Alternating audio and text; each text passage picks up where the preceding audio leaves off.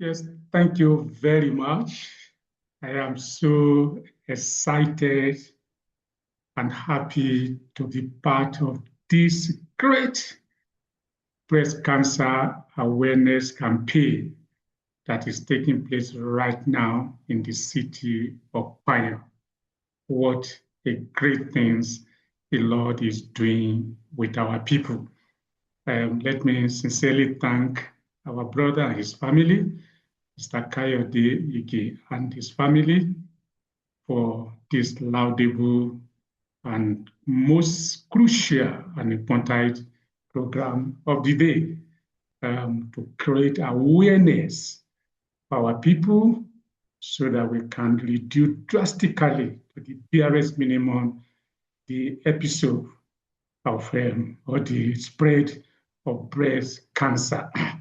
Thank you very much for your tenacity, your doggedness, and resilience is highly commendable.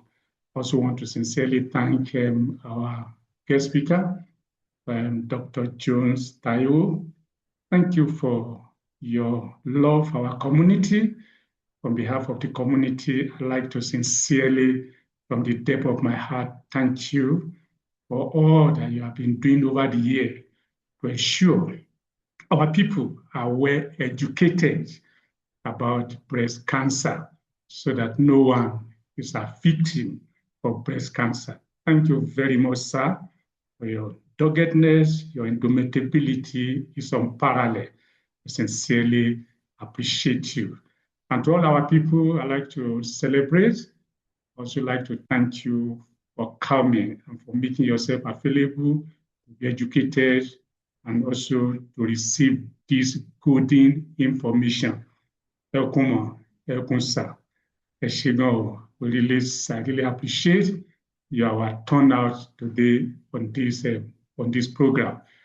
Yes, I'm your son. I'm the bona fide sons of Ponyan. I was born and brought up. I school in Ponyan everywhere. Primary school, secondary school, everywhere was purely in Ponyan. So I am a bona fide son of Ponyan. By name, Shola Omodamiro. And by the grace of God, I'm a professor of pharmacology and chemotherapy. I've been invited, I've been part of this program to speak to you on the prevention and management of breast cancer. And I have no doubt in my mind that our guest speaker has spoken comprehensively, articulate, and well presented lecture that he has given us this day. I'd like to sincerely thank him again, such an eloquent and intelligent consultant. And I'm sure he has given us a lot of information, a lot of things that if we pay special attention to them, will help us a lot to be able to combat the dreadness and the menace called breast cancer. So I'm to speak with you. I have just only 10 minutes. And I'm aware I've spent close to 2 minutes for this introduction. So I'm just going to speak very briefly. Our consultant has said most of the things that needed to be said. We are only just to make a rider so that we can just keep going. So let's begin. Of course, breast cancer is not something that we should joke with. It's saying on the Musariko, it's a deadly disease if it's not detected early. And that is the reason for this comprehensive and this campaign and awareness. Because if breast cancer is detected early, the survival rate is very high. But if it's not detected early, the survival rate can be very, very low. This is just a picture of a victim of breast cancer. So we must pay special attention to all the instruction, all the education that we have been given. I'm sorry at all, because it's not funny. Breast cancer can affect individual. And when it affects individual, the whole family is involved, the whole community is involved. So it's not something that we should joke with it. So gbogbo ìdánilẹ́kọ̀ọ́ ìrìn àti ìrìlíọ̀nì Oben Ejamu low. And I believe that if we use them, we reduce the spread of breast cancer. And it is my prayer that no one in our community and beyond will be a victim of breast cancer. And what is the situation in our country, Nigeria, in which the city of Ponyan and the surrounding community is part? I can only say that breast cancer is a major health priority that can be tackled together, because it is the rate at which breast cancer is spreading is alarming. But if we put our head together with education, with awareness, we can tackle it together. Since 1990, the search for breast cancer has been so much. Statistics show that since 1990 to date, it's about 540% search of breast cancer. So it's a massive increase in breast cancer cases have been recorded across our country, Nigeria. So it's not a joke. It's not a joke. It's something that special attention must actually be paid into. In 2023 alone, over 53,000 new diagnosis cases is recorded in Nigeria in a single year. Just to tell you how terrible and how devastating and how this spread it is. So this is the reason why this awareness is very, very critical and very, very, very timely. And also once more again, we thank our brother for deploying resources to curb this menace through awareness and through information, through campaign. Of course, you know, information is powerful. If you are not well informed, you will be deformed. That is the saying. So information is powerful, and that is it. It is here. So let me also say that among all the cancer, the breast cancer is the most common cancer among Nigerian women, and the first leading cancer among Nigerian women. So that's the reason why we must pay attention to this campaign. It is alarming. Breast cancer is spreading like fire, and we do everything possible as community, as group of people. We must prioritize this campaign to ensure that people are well educated about breast cancer. Of course, our guest lecturer has actually defined for us what is breast cancer. Breast cancer, he has actually defined to us. Of course, it's just the spread and the abnormal growth is said in a rate that is not commensurable to the mitosis, meiosis that actually abnormal grow. But that is it is so. But it's also good for us to see the different stages of breast cancer, because once we know the different stages of cancer, it will help us to be able to prioritize early diagnosis. And for this reason, I'm going to show you very quickly the 4 stages of breast cancer, so that we could see the significance and then the usefulness of early diagnosis, because the survival rate is a function of the early diagnosis. So we have from stage 0 to stage 4. At stage 0, we have the survival rate at stage 0 is 100%. At this stage, the lump is just forming. It's just a small hardness around the breast, so just a small portion. If it detects at this point, if it is dictated at this point, the survival rate is 100%. If we are unable to dictate it at this rate and it progresses to stage 1, at this stage, you can see the lung is already growing very hard, but not too big. If you dictated at this stage, the survival rate is 99%. But if it's not dictated at this rate and it progresses to stage 2, at this stage, the cancer cell is already spreading around the breast. And if it's not, if you dictated at this stage, the survival rate is 90%, meaning that only 10% of the people at this stage that will die. Here, only 1% here nobody will die, can also be handled. And if it progresses to stage 2 or stage 3, I beg your pardon, at this point, the cancer cell has spread to the other parts of the body.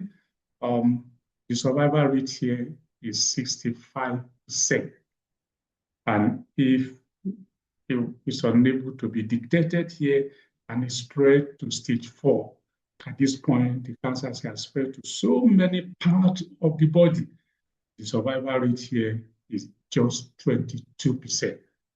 I think on you can see the reason why early detection is key to survival rate.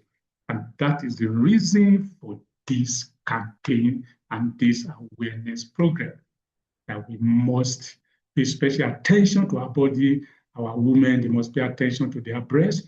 One as an abnormality that is discovered, we quickly raise alarm. And once it is detected early, the survival rate can be very, very high. Yes, it's also good for me to show you so that you know what to look out for, especially when we are trying to ensure of early detection. Most often time when cancer, breast cancer is about to, is what we normally see is what we call lump, and this, that's the reason why also I will be educating you on self-examination to be sure that and what are the lump that we should look out for. The first one, when you begin to see a hard object around the breast, the object is hard. The object have an irregular shape. That is the lump. The lump is hard. It has an irregular shape with an uneven edge. You know that this is cancerous and this is cancer. And also you can also look out for a lump that is, you see this place, so there's a lump here, but it's not painful. Anything's happened, that is what you should look out for. That could be a sign or a symptom of lump. At this point, you should raise the alarm. You're supposed to tell people. And also, too, when you begin to see what you call dimpling or pocketing of skin, you can see the skin. The skin here. You see how it look like. When you begin to see this, you know this is what you should look out for. Or begin to see the nipple. Oriomu is going inside. Turning inward. It's going inside.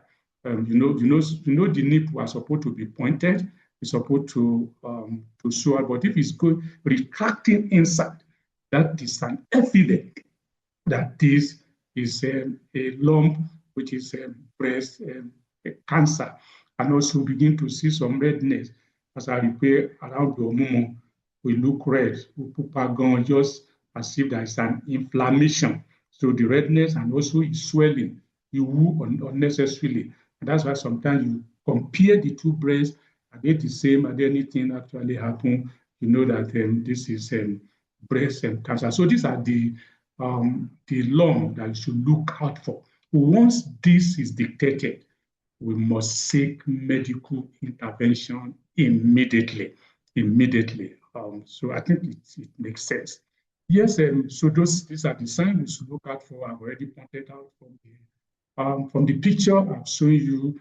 you have a painless lump, you have a skin dripping, you have changes in the size and the shape of the breast. You know, one is bigger than the other, the inflammation. You also have unusual nipple discharge. Nipple. And of course, we can also look at this, and I'd be glad if this can be made a little bit enlarged so that people can appreciate it. We have lumps that are cancerous and lumps that are non-cancerous. So let's just see whether we can just differentiate between the lump that are cancerous. When you see the lump that is hard, you see a lump in the breast and it's very hard. Such a lump is cancerous. But if it's not cancerous, even though it is lump but it's soft, that is non-cancerous. If the shape is irregular, the lump, the shape is irregular, you are perfect, you are perfectly round, that is an evidence that it is cancerous. But if the lump have a round or oval shape, that is non-cancerous. Another thing to look out for is the pain. The cancerous pain is usually painless. Here are no at all, do not feel anything. These are cancerous, but why that of the non-cancerous always have the lump may be painful, especially before period, may be look painful. These are not cancerous. Then you also have you may feel that the lump is fixed; it does not move. Even when you shake it, it remains in that place. That is a cancerous. But if it is not cancerous, the lump can start moving from in the body. You can feel it as if it's moving. Once it has that kind of free, can move left and move right. It is non-cancerous. And this movement, I'm talking that under the skin, you can see that the lump is moving, and also cancerous lump, it will grow over time. It keep on increasing. And why the non-cancerous cell may change with menstruation cycle, but may not grow so big. The other sign that you should look out for is changes in breast shape and size. You see the breast is, this one is bigger than this one, because you see that the breast is changing in the shape and also in the size. And also this is a sign of skin deepening that look like an orange pea appearance. These are also a sign. Also begin to see the nipple refracting or deviation. These are also the sign. And of course, redness, rashes, thickening of the skin around the breast. These are also the sign. So you can see the nipple discharge. Sometimes it may be clear, like a bloody, and sometimes can be an unusual discharge. And sometimes just see the breast size becoming swallow in the other part of the side. Sometimes you can see pain in the breast or the needle. These are all the signs. Or sometimes you see what you call lymph node, swelling of the lymph node, labia, maybe the armpit. So these are this sign that we should look out for, and this is very significant. Pay attention to this for our women, for our men, when that's when you examine your breast, maybe on a monthly basis, and you begin to see this sign. It is an evidence that we are dealing with breast cancer, and it is expected that you should raise alarm. Keep quiet. Let's say more, and that is where our victory and our victory on breast cancer actually began. Yes, I having shown us sign to look for the epidemiology of breast cancer. My job is just for prevention and management. I believe that most of the things I have discussed before, our guest speaker must have talked about it. It's just for a rider. So I'm going to just begin with the prevention, but let's talk about some risk factors that are associated with breast cancer. When we understand the risk factor, it will help us to prevent those risk factors, especially the one that is can be modified. But we have some risk factor that cannot be modified, something we call thing that we cannot change, thing that we cannot change. So there's some factor that are simply part of our biology, cannot change it, that are responsible and they are contributing to breast cancer. In this kind of what you need to know, we need to know those factors so that it can help us to stay vigilant and also to say screening early, because we need to keep on doing our screening to be sure that nothing is happening. So the first, there are about 3 factors I just want to mention that we cannot change those factors. That is gender, age, and genetic. Gender means whether obìnrin àbí ọkùnrin. So these are some of those factors that we cannot change. Breast cancer primarily affect women. Women are more prone and they are more susceptible to breast cancer. However, men can also develop the disease. So that is to say, this campaign, this awareness is not only for women. Men, men also have breasts. It's just that the size is different. Whether openly or openly, everybody has breasts. It's only the size that is actually different. So the gender issue, which is a factor that we cannot change, is more common among women, but however, men can also develop breast cancer. The next factor that we need to pay attention to is age. The risk of breast cancer increases as we get older. As we get older, as a matter of fact, the median age has been stand to be 62 years. That's where it's so susceptible. However, many young Nigerian women are also affected. Of course, our brother's late wife, I'm sure, is below age of 40 when it is struck. So many young people are also affected. So therefore, do not wait until old age before you start checking. Do not wait on the old age, even though age contributes, age is also a factor. But do not wait, because many young people now, 20, 30, we see them coming down with breast cancer. And also the other factor that is biological, that we cannot change it, is genetic. There are some people that have the gene that can lead to breast cancer. And that is why we call it family history. That is what happened here on the family, maybe the mother, the uncle, auntie, what happened here, and it's because they may carry the gene that runs, the gene that responsible for breast cancer that run in that family. So those genes, they play significant role. So that is to say, if a close relative has had breast cancer, then please quickly inform the doctor that, oh, my mother, my mom needs breast cancer, auntie needs breast cancer, just like that, or my grandparent. So the doctor will know that there's a tendency that this gene is there. Then the detection early can begin. And of course, as we have said, if the cancer is detected early, you can be sure of survival rate can be very, very high. And then the other factor which we can change, and that is where the prevention we are talking about actually begin. The factor that I call our life choices, the way you are choosing to live.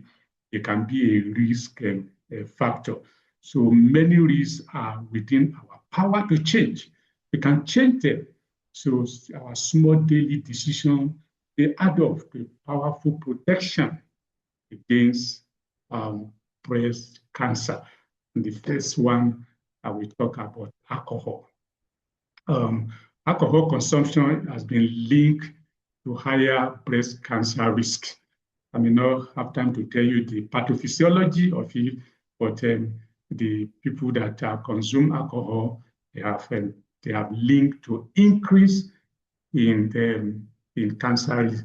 Alcohol or tea, all of those things, they can contribute to the risk of cancer, especially at the old age, especially if there's a family history of cancer, and that can be a very serious factor. And that is to say that the consumption of alcohol by prevention should be drastically reduced or even eliminated totally. If we know that there is a family history, you can drop alcohol. Just live your life normal, and then you'll be reducing to a bare minimum the risk of breast cancer. And then the next factor that we can change is smoking. And I just want to say it is highly recommended that we avoid tobacco entirely, because most of those tobacco, they contain nicotine that can stimulate the gene that can produce breast cancer. So this smoke, the nicotine, it damages throughout the body. And when the cell throughout the body is damaged, there's a tendency for mutation can happen, and then abnormal growth can also happen. So smoking, of course, maybe we are glad that smoking among our women is not really common, but even men also. So we can completely forget. There's nothing gained in smoking other than there is more hazardous thing in smoking. And also the next factor is obesity. Obesity. If somebody is too fat due to exercise, live a sedentary life, just sit somewhere, started adding weight, because when you keep adding weight, you keep on accumulating fat, and this fat used in the production or the synthesis of an hormone called estrogen, which has been highly incriminated in cancer, in breast cancer. So maintaining a healthy weight is protective against hormone-driven cancer, because excess fat produces estrogen. So you need to maintain a healthy weight. Don't be too fat. Just do a lot of exercise and set away those weight. And sometimes all those weight is not really beneficial, but even more problem, especially breast cancer. And also light exposure at night. There's a hormone called melatonin. This melatonin is a hormone that actually produced when the night comes. Actually, the hormone that is responsible for sleep. And if frequent light exposure during sleep may disrupt this hormone, this melatonin.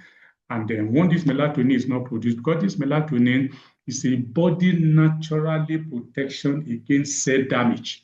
So if you sleep with light, so because this melatonin will also so part of the preventive measure is to ensure that light is off in the night so that the melatonin can produce. So let me just recap this again, because it's very, very essential. For prevention, let's avoid or reduce alcohol. Then smoking completely, no-go area. Smoke the at all, no-go area, don't smoke at all. And also, let's maintain a healthy weight, not to be obese, and also let's always reduce the exposure of lights, especially in the night, so that melatonin can be produced. Because if this melatonin is disrupted, it can also destroy his natural protection that he has against cell damage. I think we are getting it. So we hear a lot more. Thank you very much. So let me move on. Yes, let me also go to the other area of prevention, and that is healthy living. The first healthy living is that we should eat well. That is healthy eating. And when I'm talking about, let's fill our plate with fruit, vegetable, fiber, low-fat diet. These are the healthy living. And especially in our community, any vegetable, fruit, all of those things like mango, um, um, cashew, all those guava, watermelon, and all those diverse things. This is what will form the base. Those things, they help us to fight those abnormal cells that will have go in our body. So let's eat healthily. So all those so they are just carbohydrates that may not give us a protection against cancer. So healthy living, let's increase our food intake, fruit intake, vegetable intake. Let's increase our low-fat diet intake, and also let's also make sure that we limit red meat. Like beer, lack of all of those things, it should be limited at certain age, especially when at an advanced age, above 40, all those processed food must be limited. And then we pay more attention to natural food. By doing this, we are preventing breast cancer. And of course, I talk about obesity. And the only way we can address obesity is physical activity. Physical activity, of course, it has been recommended that you're supposed to have up to 150 minutes of exercise per week. That is to say, every day, 20 to 30 minutes most of the day, if you're able to have exercise. The exercise I'm talking about is not the same thing as going to Onoroko, exercise, normal, intentional exercise. Walk about, jog about, depending on your age. We should have an exercise. You can see these women, they are doing exercise, they are reducing the possibility of breast cancer development, their growth.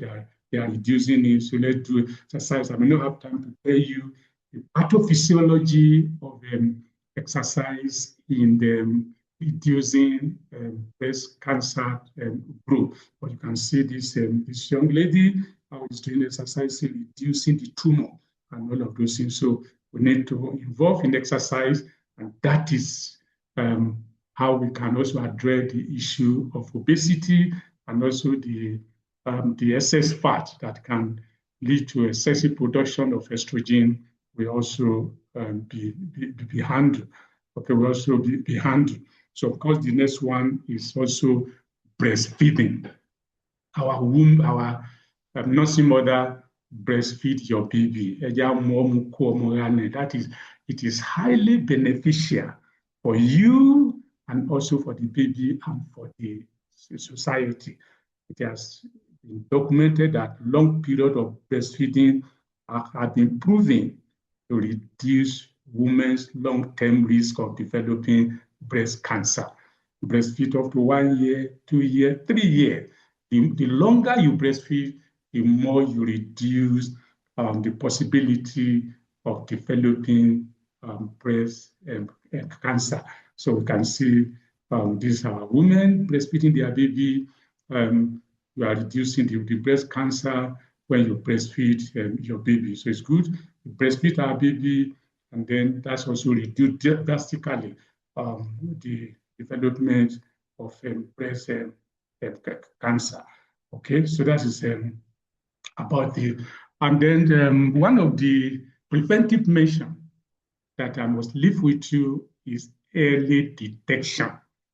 And this early detection, I am talking about monthly self-examination as a woman. Also, we are here, and check everywhere. Are there any lump? Lump ni, any swelling. These are what we call self-examination. And it must be a monthly thing that we must carry out monthly.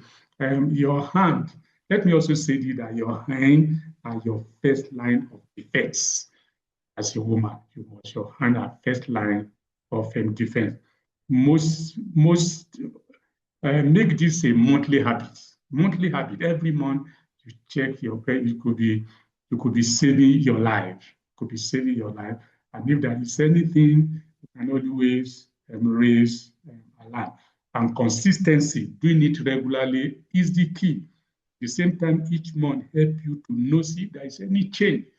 You check the price every month. You will know if there is any change, if there is any lump, if there is any growth, if there is any this one that is big, you know that something is actually wrong. And if you are in doubt, please check it out. Yeah, I'm not sure whether a person say feel more, then you can sell it, and then you can always cry out, and then that is our early detection. Thank you very much. Of course, I must also say, let's talk about management now. How do we manage breast cancer if it has occurred? The prevention is to stop it from happening, but if it has occurred, how do we manage it? The first management I like to consider and pay a lot of attention to is what you call stigma.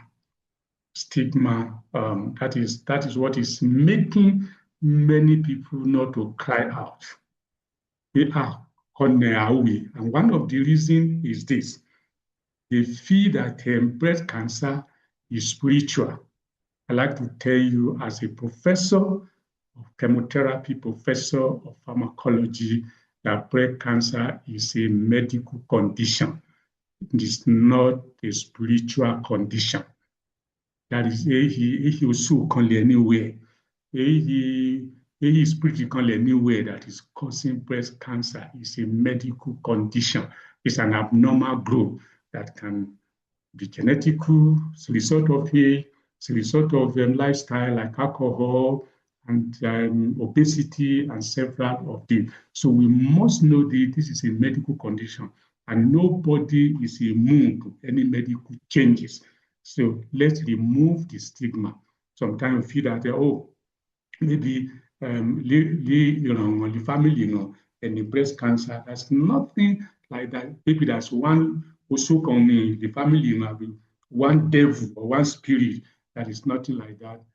Breast cancer is a medical condition, and that's we must say it's not a spiritual one. The truth is this: the truth is, breast cancer is not caused by witchcraft. It was showing cause breast cancer. That is the truth. That is the fundamental truth. From the depth of our heart, it's not caused by witchcraft. It is not caused by any evil spirit. It is a medical condition. It is a biological disease of the cell growth that medicine can treat. Medicine can treat it. It's not a spiritual thing. As I told you, by the grace of God, I'm a professor of pharmacology. I study much of drug. There is a medicine that can cure breast cancer. It's not caused by spirit. It's not caused by any witchcraft. It also can come. You see, breast cancer is a biological disease that can be treated by the medicine. Ogun Oyibo, until 19 discover Ogun, antibiotic, chemotherapy drug, anti-cancer. People have developed it that can cure and can destroy the developing cell. So this stigma, we must remove it. So this stigma is the greatest barrier. That's why people are not speaking out. So the stigma and the fear are the biggest barrier to seek help early. Because most people call we only spirit himself, say no, it is a medical barrier. It is a medical condition that it can be treated by medicine.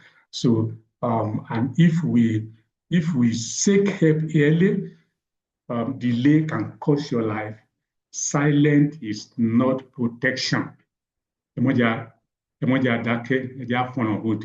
Silent is not protection. Silent is killing. So let's speak out if if the breast cancer has been developed. And this is the hope. The survivor of breast cancer live longer. They live healthy life when they seek medical help promptly. Modern medicine can manage and even cure the disease if caught early. And I want to repeat this as a pharmacology, that modern medicine can manage and even cure the disease if it caught early. And that is the reason we are doing the Today I say this campaign now, so that early detection, I assure you, as a professor of chemotherapy and pharmacology, that modern medicine can manage it and it can cure the disease if it caught early. The word have addicted here early, have addicted here. I'm not going to spread it, maybe stage 4 or stage 3, but the stage 0, stage 1, stage 2. If it detected early, it can be cured, managed, and be cured by modern medicine. And to me, this is the first management that is very crucial in my mind, to remove the stigma that is being associated with breast cancer. Yes, it is also good for me to talk briefly on drug management. Since I'm in pharmacology, we need to talk on drug management. I'm not going to speak so much on this because we're talking some terminology that may be too big for this type of gathering. So we have drug therapy, and that is our chemotherapy. The chemotherapy uses a powerful drug to kill the rapidly dividing cell throughout the body. That's the job that the chemotherapy drug does. Those cells that are developing the chemotherapy can kill them, it can destroy them, and then we'll be stopping the spread of the cancerous cell. And how does it work? He says this drug, they target and destroy fast-growing cancer cells, thereby preventing them from spreading. That's how this drug does. They have their different mechanism of action, which we may not be able to discuss at this forum of this teaching. And this drug can be used in 2 ways. It can be used through the oral route, like a tablet. You only just use it like a tablet. The paracetamol can be used as a tablet. A very good example is capsulotabine. Capsulotabine is a very good example. It's taken like a pill at home, at your convenience. The doctor can prescribe it for you, and then you take it. Of course, we are not permitted to discuss dosage, duration of action here for ethical reason. And also, it can also be given intravenously. But most of the time, it is an intravenous injection through the vein. And then we have several of those drugs. We have our CMF. The CMF represents the cyclophosphamide, cyclophosphamide. So, and also the M there is methotrexate, and also the F there is fluorouracil. These are anti-cancer drugs that are very effective, and they are also being used. And also the next is our AC, abramycin, and also cyclophosphamide. Famide, they are also drugs that are being used. These drugs are given in cycle to allow the body to recover. So these are the drug therapy that can be used, and it's very effective, especially if the cancer is discovered early or detected early. And we also have some drugs that also inhibit the hormones that are actually responsible, like drugs like tamoxifen. Tamoxifen blocks the estrogen from reaching the cancer cell and then starving them of fuel. Typically, it can be taken for up to 5 years. The person can be on the drug up to 5 solid years. They are all drugs. And also, we also have enzyme inhibitors, the drug that can inhibit the enzyme that are actually responsible for the production of estrogen, enzyme like aromatase. We also have aromatase inhibitor, drug like letrozole and anastrozole. This drug, they reduce the estrogen production, especially in postmenopausal women. And these are all drugs that are available, our tryptosome, like herceptin. Herceptin also, they also help to prevent the cancer from spreading to the healthy tissue. So all these drugs, they are also available to let you know that cancer can be managed, it can be cured.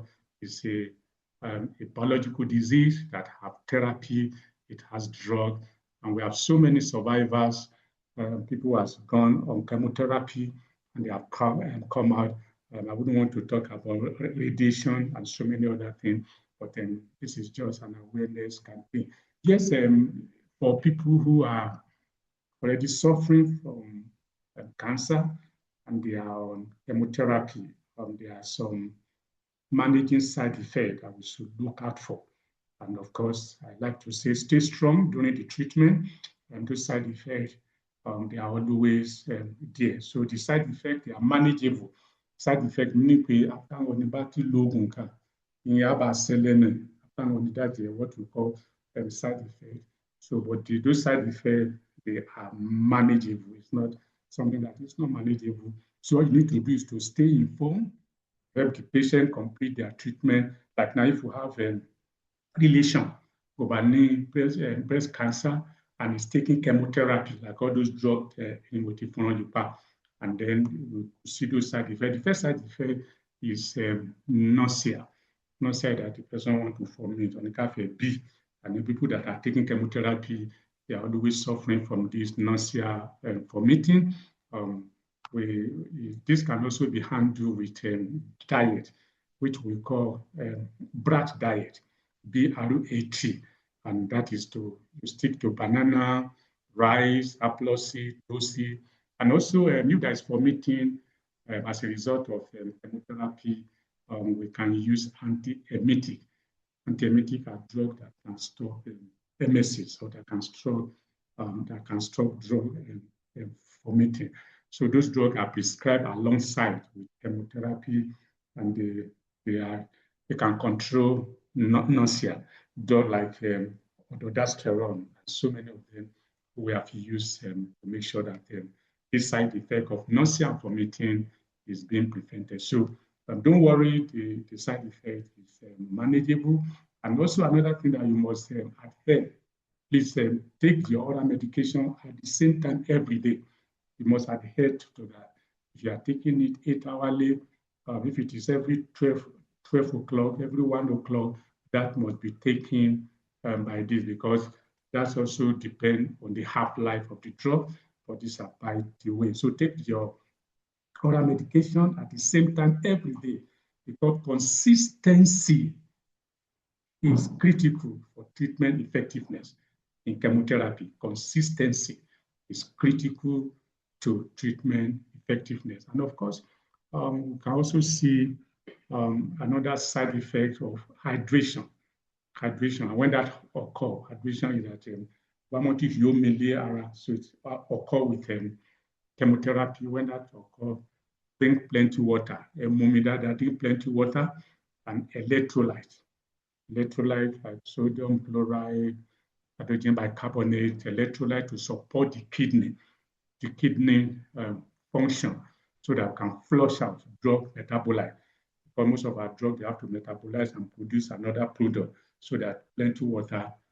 So in the case of hydration, rehydration is the in the case of dehydration, hydration is the issue that we should do. And also, most people that are taking chemotherapy, they're always looking tired, what we call fatigue.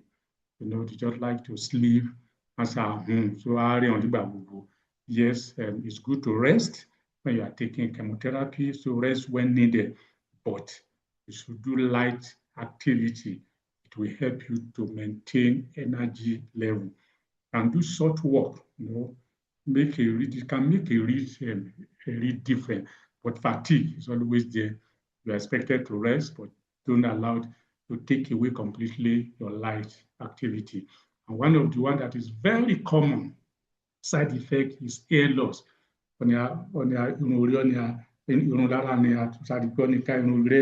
It's just It's just remove all the time. So it is a side effect of chemotherapy, and of course, because the hair is a continuous growth cell, so the hair loss. So this is temporary. The hair loss is not permanent. It's a temporary with most chemotherapy regimen. It happens because it is temporary because the hair will regrow again after the treatment has ended.